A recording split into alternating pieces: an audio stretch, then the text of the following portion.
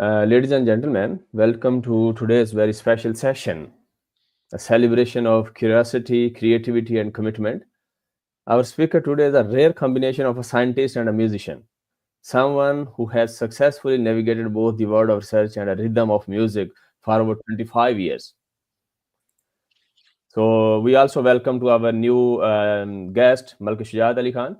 So just here is the Costa, and Costa is the combination of a scientist and the musician for the over last 25 years. So please join us, me and Shujat, in welcome Costa, a long-time researcher and tutor at RMIT University and a passionate advocate for sustainable technology.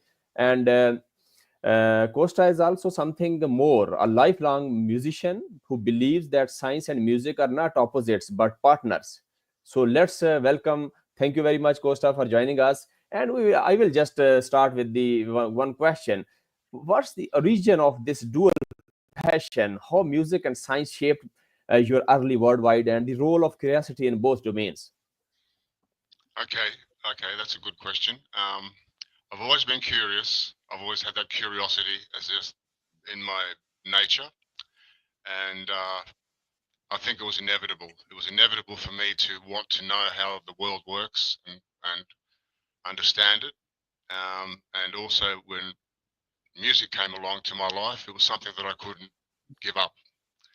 It was part of my life as well. So the two things, they're the two passions of my life, and I've kept them all my life.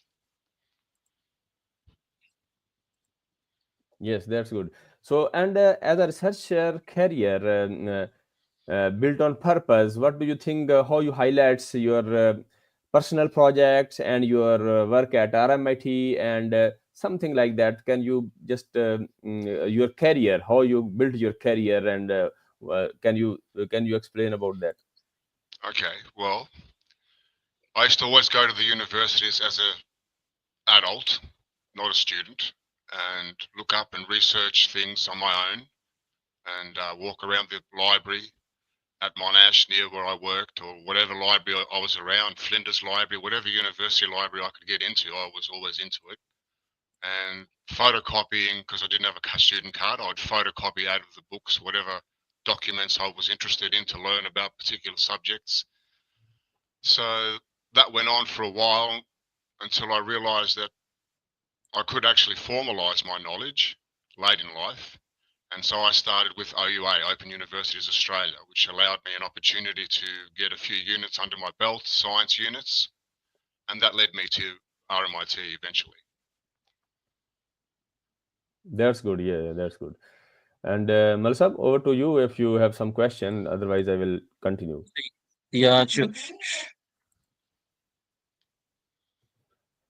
Yes, and how Costa, how Yeah, musical? Abhisab, sorry, I Yeah, want to ask a question. I think, first of all, thank you very much for Mr. Constant to join us. It's an honor for us that he is with us, and he's got a very interesting story. I think I just one of the very basic question I want to ask him that what he believes, what is the trend now? Is there coming this new generation is more coming towards this professional music side, or you think the trend is changing, people are going away? But what is my experience here, in especially in the developing countries like Pakistan, more people are getting towards, more opportunities are there. So would you encourage them to come to this field, or what is the trend going on? What is your observation for that? Do I believe that science is a good way to go for the younger generation? Is that your question? Yeah, Most definitely. exactly, Yeah, exactly. yes, most definitely. Yeah. I think in our modern life with AI the way it is now, I think it's an imperative thing for young people to get into science as soon as they can. Because as you know, I don't know whether you're a scientist, but or I know Dr. Habib is a PhD student, so he knows about the culture of study. It takes a long time to accumulate that base that you need to have like a holistic understanding of really where you want to go and what science is all about. I see a lot of young students. I've taught a lot of students at RMIT as a tutor, and they're keen to learn, but it takes a long time to build up that wealth of knowledge that you need. So the sooner you can start, the better. So what I understand from you is that if you are fully involved and you got a full passion, then only you can come in this field, and don't come it for the sake of just enjoyment. It's not an easy way. It's a difficult way and need full commitment and dedication. So if you're fully committed, then only walk into this field. Is it so? I think that's exactly right. I think I can give you an analogy with music as well. That the day that somebody passed me the guitar, that same day I remember it like it was yesterday. I got handed the guitar, and all the way home I was playing this one thing that the person showed me. And I knew at that time I would never be bored with music. It was something that I knew was going to be with me for the rest of my life. It's just an epiphany, if you like. And with science, Yeah. it's just the same thing. It's the passion and the love of science. And so when you're doing something that you love, it's not a chore. It's you'll spend all your life doing it, and that's the way it should be. Otherwise, it would be very difficult. And I think I just want need one your comment. There's a lot of problem going on, especially in the developing countries, that people are now they just go away from what they love. They actually fall into a wrong career. They are in career which they don't actually love because of maybe of the family pressure, parents pressure. Maybe okay, this is the one in which less risk is involved, you're going to have a good career. But the fact is, for the rest of their life they just struggle in that career. So what would be, I just taking advantage of your presence with your such big experience, what you will say about those, to those parents and those people, they should go according to their passion, or they should listen to the society and don't take too much risk and stick to that which they don't love, but they believe that this is a secure profession. There's no security in life. There's no guarantees, no matter what you do. And so, Definitely. really, that's right. Every step you take, you can only do the best at the time that you can, and hopefully that'll lead you somewhere better. I can't really think of any other way to answer that question. I think I started my academic career very late, if you like, formalizing my academic career very late. And I've got children. I've got 6 children of my own. They're going through school at the moment. My youngest child is going to turn 6 in about 7 days. So, and I've got a 21-year-old daughter. So I've got a spectrum of children. They're going through the school at the moment, and they might say something to me like, "Oh, I've just wasted that whole, I'm wasting my time. I'm not going to become anything." And I'm thinking to myself, well, you've got several lifetimes of careers ahead of you. Like I would say to those people, go for it. If you think you need to have a career change, do it. You can have a career change. There's nothing wrong with that. As long as you're learning and growing, that's the main thing. With me, I took a lot of diversions in my life. Like music was always a standard thing, and reading was always a standard thing, but I never formalized anything. I went to the College of the Arts studying music. I had an opportunity to get a degree there, but I left that college. Um, and I went on and became a performer, playing on the streets, playing in clubs, playing around the place, never really formalizing my knowledge. But I don't regret what I did. I just did everything that I could at the time, which I thought was the best thing at the time. And so I'm happy now. I have a loving wife and a loving family in my home here where I'm living. I've got a new career that's, even in my old age, I'm starting something absolutely brand new, which is AI, which is new for all of us. I'm getting into robotics. I'm finding that very interesting. And so even at a late stage of your life, which is, you might say I should be retiring at my age, 63 now, I'm not thinking about that at all. And so the world's your oyster. So I think this is a very interesting aspect from your life you coming. I want to take you to this question that even at the age of 63 you are starting a new career. Is it Yes, true? So, yes, what will be the question? Because here in these less or in these developing countries, even at the age of 30, people are afraid of starting a new career. So, at the age of 63, you are starting a new career. So, I think the biggest way why people are afraid of starting a new career, they believe that we cannot afford the biggest punch that will come, that will be a financial punch. Because when we enter into a new career, we will not be able to make a good money and we need a certain amount of money. So, that will be the biggest punch that will come, and that is something that stops people from taking the risk. So you have been a 63, starting a new career. There's no guarantee you will succeed or you will fail, but you are taking a risk. But people, because of the financial issues and because they have to look after their families, and even if you mentioned your family, so I still believe at the age of 60, you're a young family, you have to look after that as well, and you need a certain amount for that. So still you will encourage people to take the risk. Will you just explain this thing that people are stuck somewhere because of this thing? I see people stuck. I understand that society, the way it is, and the pressures that people are under, they have to provide and do what Yeah. they have to do. For myself, uh, I'm on what they call a carer's pension, which means I'm a carer for my wife and my family. So I've been provided a pension from the Australian government. I live in a wealthy country. Mhm. I'm one of those fortunate people that live in a country where our social security system looks after their citizens and allows them that space and time to look after their families and even have a career, even late in my life. There, you have to be honest. You have to tell them what you're doing. You have to, you can't have a job and not tell them. You can't be earning money on the side and not tell them. You have to be an open book.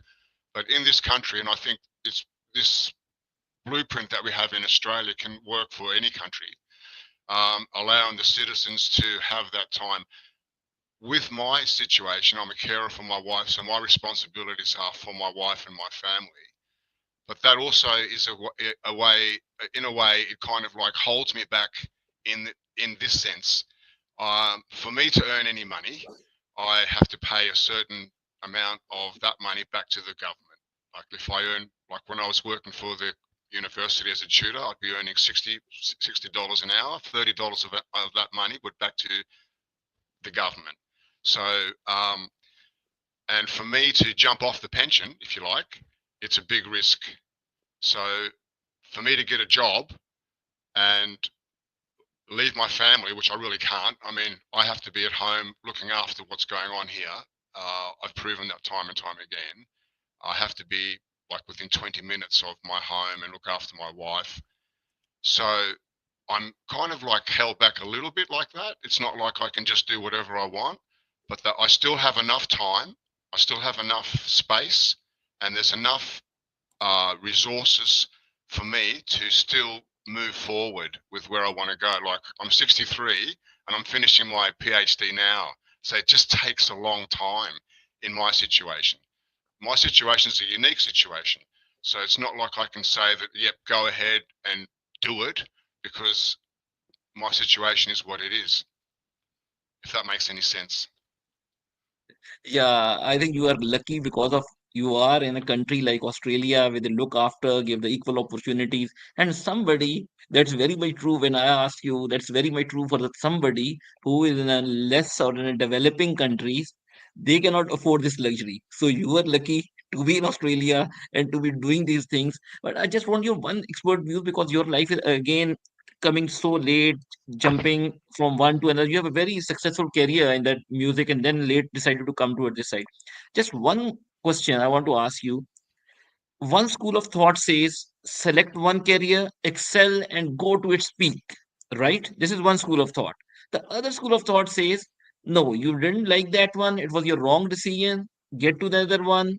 If that's a wrong, get to another one. But definitely it's become difficult to touch to that glory or peak of that career as compared to someone who studied his bachelor degree of the same field, then done his master, then whole experience. He's starting, he's given his young age when he can go through all the rough pages and can struggle that struggling phase because whichever career starts, definitely it's a struggling phase. So what I think the ideal situation is that you select a right career right from the word go through that struggle phase and then go to the peak as compared from one jump to the other and then struggles will continue. So what's your opinion?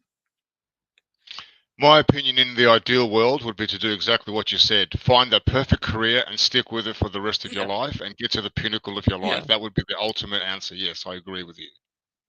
yeah, yeah. But Okay, how Mr. often does Rishabh, that you happen? can ask. Acha, Masan, Yeah, my thank you very suggestion much. is I just think you have answered very well. You answered very well and very much satisfied with your answer. Thank you very much. Ji, Mr. You're Rishabh, you can welcome. continue now. Acha, Malakshjat, I just want to suggest one question to Costa. Before question, I just want something to listen directly music from the Costa. Is this possible? Yeah, Um, sure. I think we will be yeah. lucky enough. We will lucky enough. Do you have a clip? I don't have a clip ready. Did you look? Have you got something to play? Because I don't have anything to play for you. Ah, okay. For something you have the guitar and just to play in front of us live is possible. Um, To some well, the extent, for few moments, Just for a few few moments. minutes, just to want to see this aspect of your life actually. okay, I'll go Yeah, and get a guitar. Just hold on a Okay, second. yeah. good, good. That's We good. can wait for it. For you can come up. Yeah, yeah, So Malsa. I Abhi think sir, so. I I think was thinking before asking question, it just came to my mind that why not to listen Costa directly. yeah. I think that will be we will be very lucky enough. And Abhi sir, Yeah. thank you very much for arranging such a session. But the takeaway from this session is again that the man who has spent such a, I will say, luxurious career in the field of music, and Yes. then he is shifting to this one. I think this is a dilemma of the developing countries where people cannot afford this luxury, which was asking. But in a developed country where you're getting the pensions, you got all the luxuries. I think basics of your life, na, you are actually free from them. Once Yes. you're Yes. free from the basics of life, I think then actually the creativity starts. The Yeah. dilemma of the developing countries is that you are mostly stuck into that area where you're looking to meet the both ends of your life. Yes. So that's why I think Mr. Constance is very lucky enough and he can start the career. But I always agree that if you're stuck somewhere, and I've seen people who get bored from their life in one career, they can switch to another career. But at the same time, people think like get start with one career and go ahead with this one. So, Okay. Ji Habib Sam. Yes. Let's wait for the Costa and let's listen Costa Okay, live. I don't know whether you'll be able to hear the guitar. Let me just see. Can you hear that? Yeah, Yeah. Yeah. Yeah. please. Sure. Yes. Yeah, Good. please Right. surely go ahead. Please surely go ahead.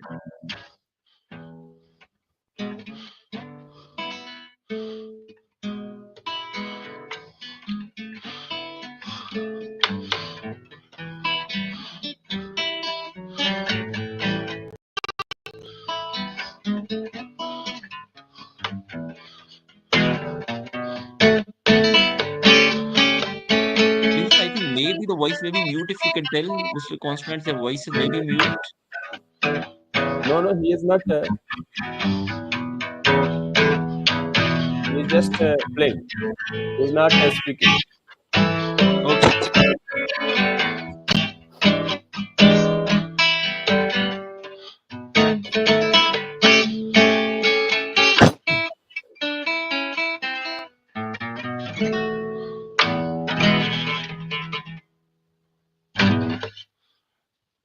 Okay. That's a Good. blues song, a song I wrote many years ago about a friend of mine. It's called "I Can't Help You Anymore." So that was just a basic blues tune. Yeah, please go ahead. Please. Yeah. Yeah. We are Please. very eagerly waiting for that. All right.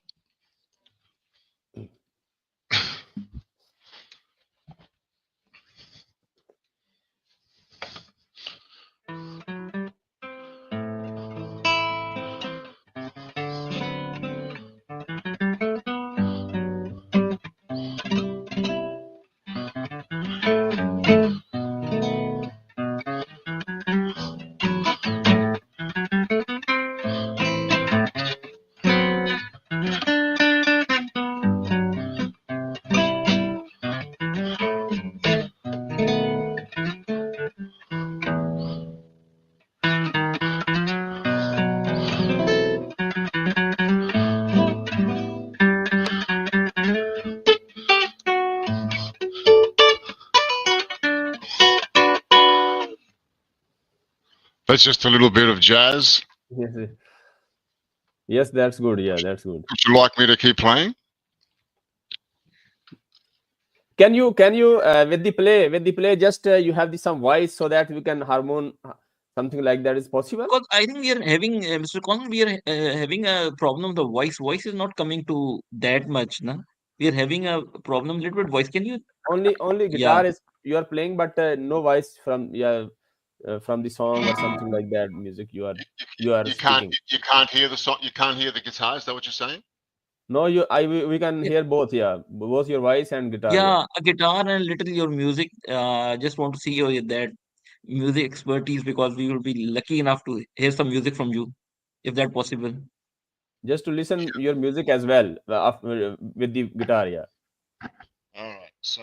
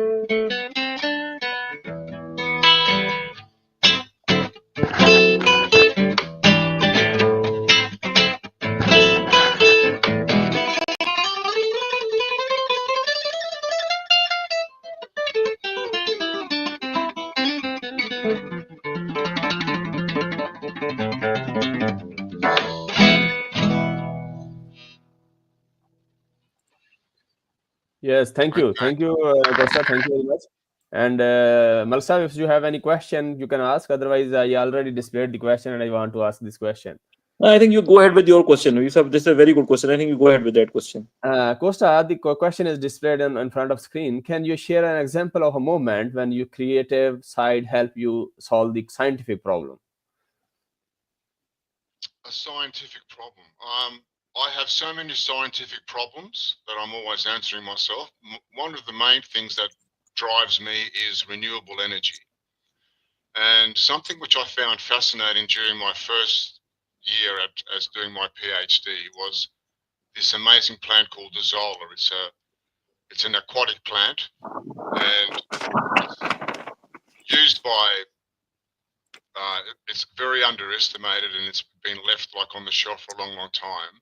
But it was a project that I got into, and it's an ancient plant that was around before there was oxygen in the air, and so it has mechanisms in place where it can produce hydrogen, it can produce ethylene, it can produce oxygen, it can produce so many different elements that it fascinated me. So I got into the mechanics of that, and that's one of the things I'm interested in researching and doing some more work on, seeing whether I can get some hydrogen coming out of the zola as a plant. So that I found very interesting. Good, that's good. And what advice would you give to students who want to pursue science but also have strong artistic interests? Well, both take a lot of your time. So what happens is you have to ask yourself, how am I going to manage that when you want to play music and you want to do science? So you have to split yourself in two, and you have to have the discipline to say, well, today I'm doing science, tomorrow I'm doing music. With me now, music's kind of not right at the forefront of what I'm doing. I've got some projects on at the moment where I'm trying to break into a new business with robotics and artificial intelligence. But I'm still thinking in the background, how can I bring that back into my music? How can I find a way to make artificial intelligence and robotics part of my musical life so that you can blend them together? So that's what I'm hoping to do. I think with AI, I might be able to do that. I've got some ideas about how I can do that. I haven't found an AI that can be my partner and play some background music for me yet. I don't think it's kind of got to that stage. Artificial intelligence hasn't got to that stage. But there are other things which I'm thinking about, like on the entertainment side of it. I've got some ideas about maybe even having a robot on stage with me and having some background music, and even having a band, if you like one of them plays the bass, one of them plays rhythm guitar, one of them plays the drums, and so it'll be an artificial intelligence robotics band with me playing my music. So you have to keep the dream alive. You have to keep music, that part of you that's inside, that's a musician. You have to keep that part of you happy, and you have to keep the scientist happy as well. So the two have to be happy. So, Mr. Constance, with this we came to the second question. You have introduced a very interesting word of AI. You're telling you. I'm talking about overall. Look it up. We are in the field of even in the education. AI has done the wonders. You have to just tell the thing. You can get the worksheets. You can solve the problems. You name it, and you can do it. Everything. It has done absolutely a revolution in the field of education. But what do you believe in future in music? How the music industry will be changed because of the AI? What the dimension? Because you have been mentioned so many things. This is what you are thinking to take the advantage of AI. But overall, talking about the music industry, what the AI will going to have the impact? I'm hopeful that it can attain the levels which I am aspiring it to attain. I'm hoping, because we started with language, and the English language is not music, it's not audio. So to train it in audio and to train it to understand audio and how to be a musician, that's another world that we haven't really come across. It hasn't happened yet, but I'm hopeful that can happen. In what I've been doing, I've been getting backing tracks. So I've got some backing tracks. They're great backing tracks. I play lead guitar over the backing tracks, and that's how I perform. I busk live doing that. But it's so rigid. Like, where that beat is, you can play around that beat. You can always make it interesting because, you are a musician. So you are playing from within yourself. So you're still making it interesting, but it's not the same as something which reacts to your music, which changes with you, which has, like, when you're playing with live musicians, you have that. That's what I'm trying to achieve with AI. I'm hoping that's going to come with AI, because it's very difficult to have, like, musicians handy, a band together, 4 or 5 musicians meeting every week, playing together all the time. I've been in duos. I've been in some successful duos playing around, and even that is so difficult to do. And because of personalities and,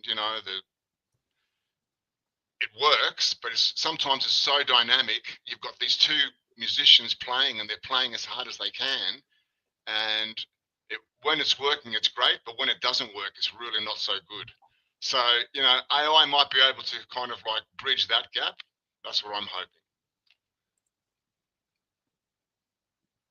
And one thing, Costa, the question is here: how do you encourage your students to explore their non-scientific interests, any field other than music or something non-scientific? Well, I think you need time away from science as well. It's good to have your mind in the science, in that.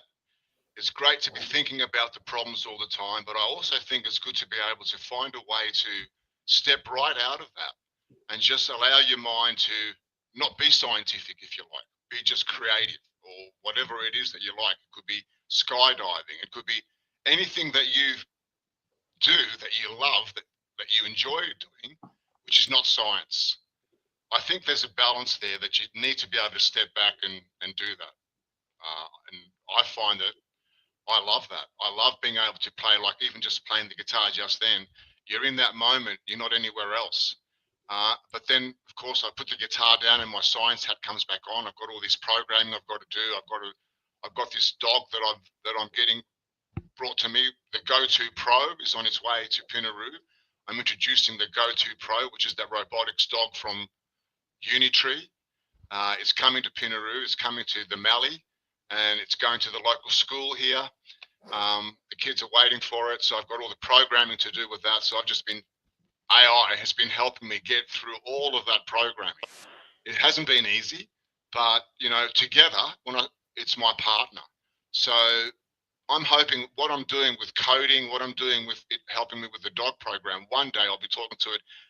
That G flat, can you just move it a little bit over there and put a minor chord there, and let's So I can talk to it like that, and then it'll play me what I've just said, or I'll give it an example on the guitar, and it'll play it back. And I'll say, like I'm doing with English, or like I'm doing with coding, I'm hoping with music I can do that.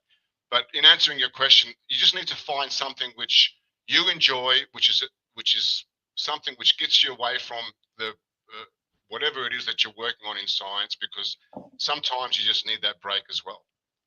I've been lucky; I've had music in my life. So I can do that. Other people have other hobbies. I'm sure they can do that as well. So yeah, there's a balance. That's that balance you've got to find. I remember being at sometimes tutoring on beautiful days, and I'm there tutoring, looking out the window. It's a blue sky, and I'm thinking, I could be out there playing the guitar now.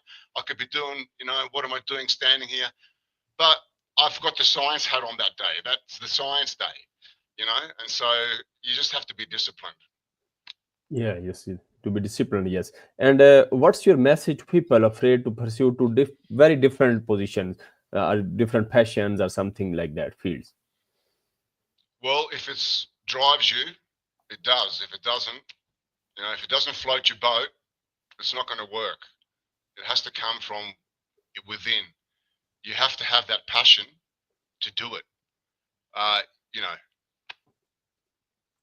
You have to believe that you're doing it for a reason as well. Like I'm doing my music not only to fulfill my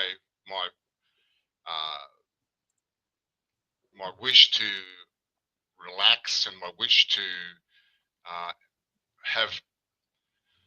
feel that emotion in the music for myself, but I also want to be able to present that to people. As a musician, I really want to be a performer, not just play to myself for myself.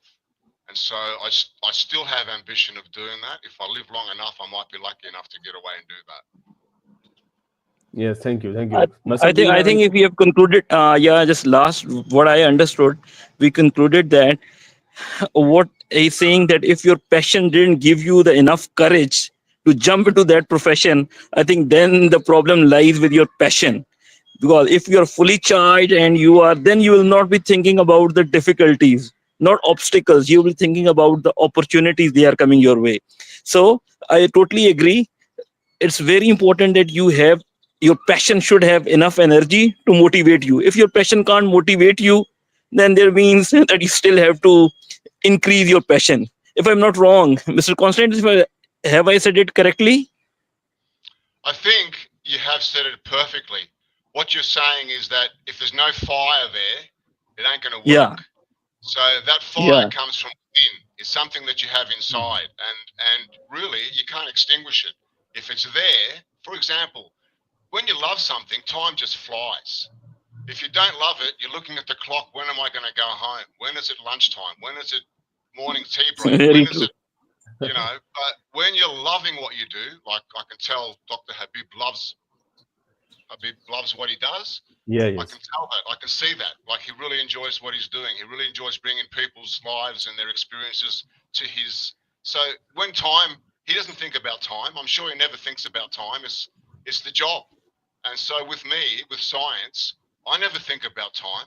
When I'm reading something or studying to learn something, it just doesn't come in. Same with music. You never think about time. You never think about the energy. Somehow you find that energy in time. So yes, it's all about the passion. It's all about having it inside you and feeling it. And if you've got that, it'll come out and you'll succeed. That's my belief.